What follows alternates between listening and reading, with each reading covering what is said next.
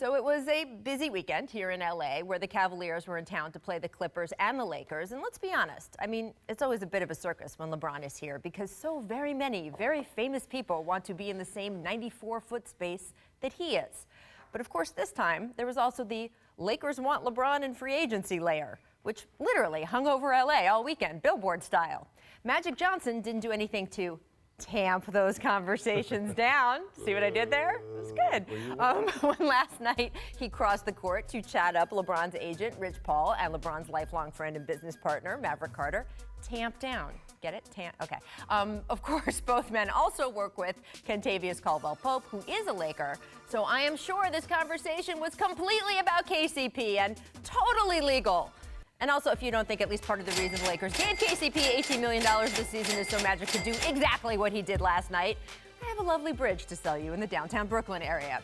And then, of course, there was the game itself. Julius Randle was a flat-out beast, and Isaiah Thomas pretty much exactly the players that the Cavaliers had hoped he would be when they traded for him, but were never able to bring out.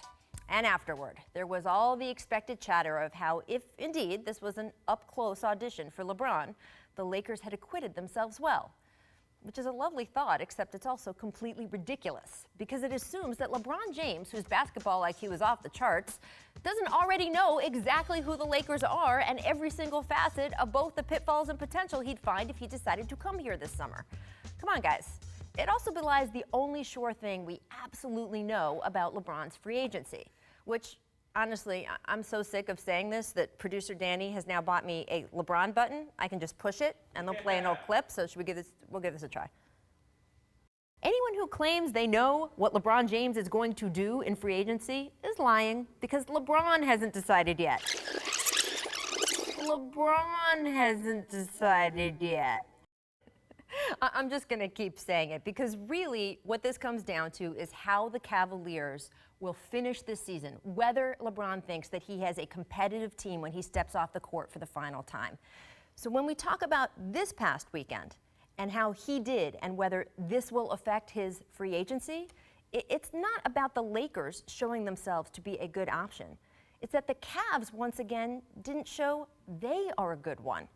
There's no way a team that thinks it could win a title should at this time of year be losing back-to-back games to teams seeded 8th and 11th in the West. And I know the Cavs have a bunch of injuries, and LeBron's teams don't play well in March the way they do in April and May, and so on, and so on. And they still should not have lost both of those games because they were costly losses. They shoved Cleveland down to 4th in the East standings, which at the moment means a second-round date with Toronto, a series that BPI gives the Cavs just a 9% chance to win. And again, even LeBron does not know what he will do in July, but it is hard to see him opting to stay with a team that can't even get out of the second round. Now, the Cavs get a little breather tomorrow. They play the Suns, and they have the Bulls at the end of this road trip as well. But this weekend wasn't a great one for Cavs fans who hope LeBron will stay. And that has less to do with the guys in the white, gold, and purple uniforms and more to do with the guys in the black and wine ones. Chauncey, I clearly think that seeding is going to have maybe even further reaching implications than just how they do in the playoffs. How important do you think the Cavs playoff seeding is? I think it's important, but not as important as their health. Okay. Right? They have to be healthy. I think the thing that they're fighting right now is health, and I think the thing that they're also fighting is time. Right? You bring in 4 rotation players to the team that mean a lot, that they need, and they don't have the time necessary, the practice time, game time necessary to implement all their system. You know, their concepts and principles that they have. They came from 2 different teams, not just one. So those are a lot of different systems and schemes that you're trying to implement. Look, they're in danger now of having to win 3 straight road series just to make the finals, and that I don't care if you have LeBron or whatever. I mean, I care a little bit, but that's hard for any team. But right now, I bet Toronto and Boston are paying closer attention to the seedings than even Cleveland is because they're both rooting against having to play LeBron in the second round and rooting for the other team to have to play them. And I think that they're paying the most attention. I mean, and last week LeBron did say, he said, quote, "It doesn't matter to me if I'm a 6 seed or a 3 seed or a 2 seed. He said, I'm trying to find the rest of the quote here. He said 8. Someone can help, Tucker can help me out. Basically, he said that he doesn't care which building he walks into. He's LeBron. That he's LeBron James. But I think that, there we go, here's the quote. He goes, even I'm an 8 seed, if I come into your building for a game 1, it would be very challenging. And I think he's right. But again, to me, this is less about home or the road. It has to do with who you meet when, right? And in any year, LeBron James losing in the second round would be a very bitter pill to swallow if, in fact, they run into Toronto, who does seem to be the class of the conference this year. I think in a contract year, in a free agency decision year, the difference between running into the team that is, at least at the moment, most likely to beat you in the second round versus the conference finals is probably a pretty big deal, right? It is a big deal. I mean, if you're LeBron James, I mean, you're playing to not only get to the finals, but try to win, right? So we're literally sitting here talking about the second round and LeBron James losing in a year that is probably a season one of his best ever.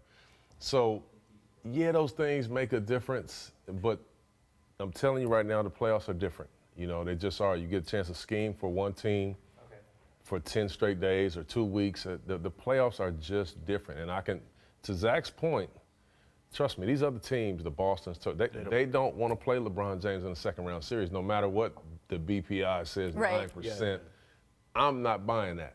Well, they don't want to play against him in the second round series. That stat is interesting to me because, look, we all know, right, that takes into account a lot of factors that don't come into in the playoffs. Not what kind of shape LeBron is going to be in mentally by then, not, you know, the shorter rotations, not all the things that come into play at that time of year. But 9% is really small. Oh. So if it was like, 70% versus 50%, 9% is like, I mean. Yeah, but if it doesn't take into account for all those things, then I don't care. It doesn't matter to you? I mean, LeBron trying really hard and playing 44 minutes a game with a fully healthy roster of shooters around him, it's a completely different beast. And we're all forgetting, like, Kevin Love is really good. Yes. He's never been the best fit, but he's going to take minutes from a bunch of different players who are way worse than he is. He can pass, he can shoot. They'll stick him at center when they can, and they'll try him with Larry Nance. Like, that's a big deal that they're going to get him hopefully back healthy.